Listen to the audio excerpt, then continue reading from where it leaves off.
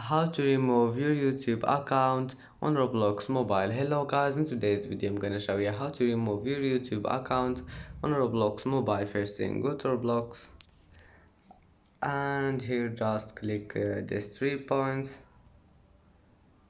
and then click settings, and now just click account info, and here just go down and here you will find YouTube. Click on it and delete it, and then click save.